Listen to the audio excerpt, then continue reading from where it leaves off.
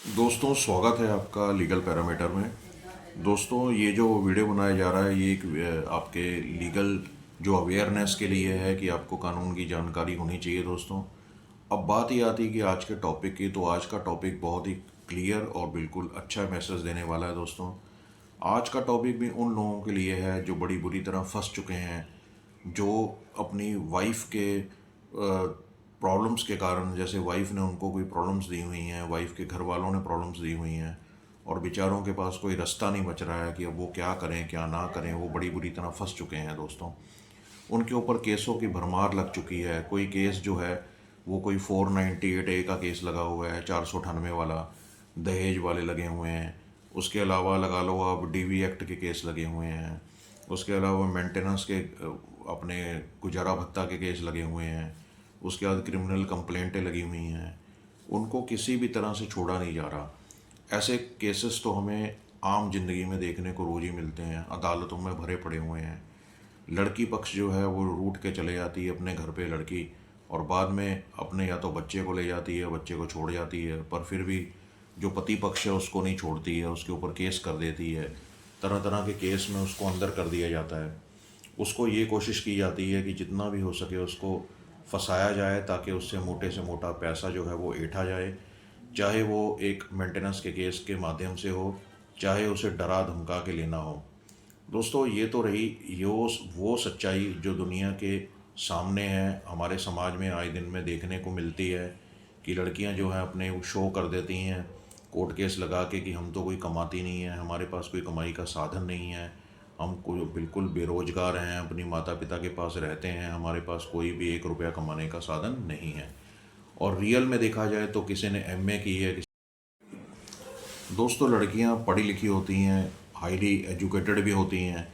कई तो जैसे मान लो डॉक्टरेट डिग्री करी हुई है, किसी ने MBBS की होती, किसी ने PhD की होती, किसी ने 10वीं 12वीं BS ग्रेजुएशन पोस्ट ग्रेजुएशन सब किया होता है।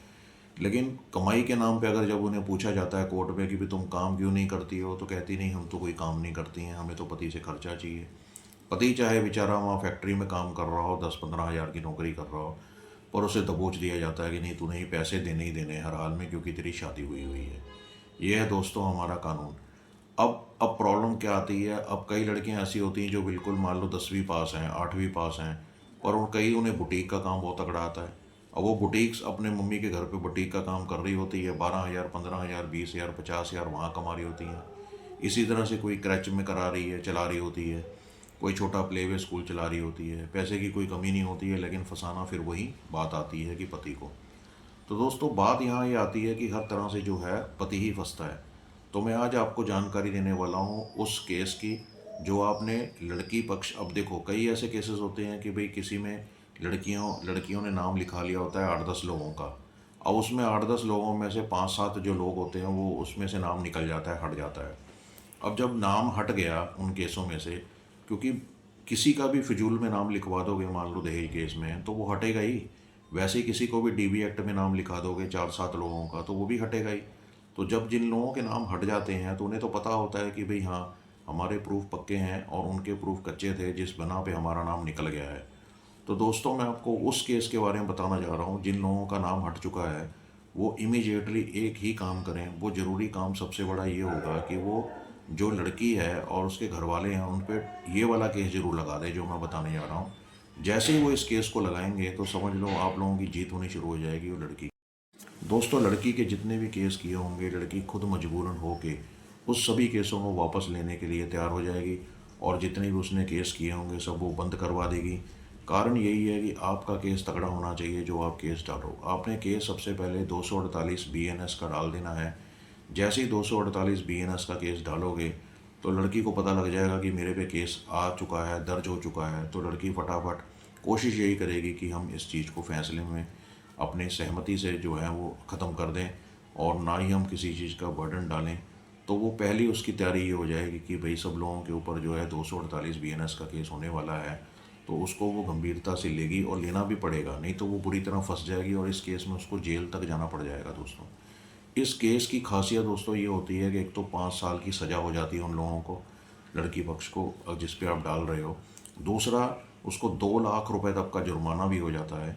और कई अगर ये मान लो कोई ज़्यादा अगर ये ग्रीवियस चीज़ इसमें नज़र आ जाए, या इसमें कोई अच्छा जो मेन जो मुद्दा है वो तगड़ा नज़र आ जाए कि आपके पास प्रूफ बड़े तगड़े हों, तो उस केस में तो उसको ये लगा लो कि 10 साल तक की सज़ा है दोस्तों। और ये सज़ा के साथ साथ 2 लाख रुपए का जुर्माना भी हो सकता है। इसलिए उन लोगों को ये डर पड़ जाता है कि अब हम क्या करें, हमने तो झूठे केस कर रखे थे और इनके पास प्रूफ भी है, तो वो डर के हमारे उस केस को जल्दी लड़कियां वापस ले लेती हैं। और आपको एक और बहुत इंपॉर्टेंट चीज़ दोस्तों बताना चाहूँगा कि अब देखो ऑनेबल सुप्रीम कोर्ट के इतने सारे जजमेंट जो हैं, जैसे 8 से 10 जजमेंट तो एक बहुत इंपॉर्टेंट जजमेंट है। जैसे उन जजमेंट को आप लगाते हो तो समझ लो आपका काम हो गया। अगर आपका तलाक नहीं हो रहा है तो आपने वो जजमेंट को लगा देना है, तो आपको तुरंत तलाक मिल जाएगा। अगर आपके केसों में आपको झूठा फंसा के एफआईआर दर्ज हो गई है, तो दोस्तों जो मैंने 8 या 10 बताएं अभी, वो जो जजमेंट्स होती हैं सुप्रीम कोर्ट की, उसको आपने ज़रूर लगा देना है। तो ये समझ लो कि आपके केस जो हैं आप जीत जाओगे 100।